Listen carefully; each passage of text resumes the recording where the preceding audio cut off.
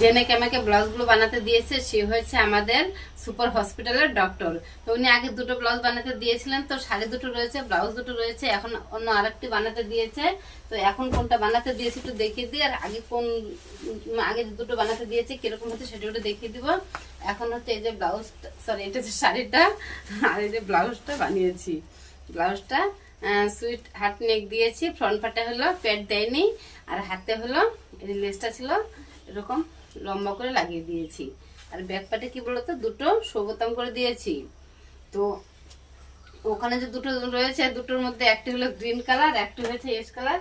তো এই যে এস কালারটা, এই যে গ্রিন কালারটা দেখিয়ে দিচ্ছি, এই যে গ্রিন কালারটা দেখিয়ে দিচ্ছি। আর এটা মানে কি অ্যাশ কালার দিয়েছে, উনি যেহেতু ডক্টর মানুষ সেরকম তো পেছন খোলা টোলা পরে দেয় ঢাকাই দিয়েছেন। যাকে এটা শাড়ি কিন্তু এই যে এটা শাড়ি হচ্ছে এটা। আর এখানে যে আর একটা এই যে এই শাড়িটার ব্লাউজ পিস হয়েছে এটা, এটা হচ্ছে এটা ব্লাউজ পিস বানিয়ে ফেলেছি।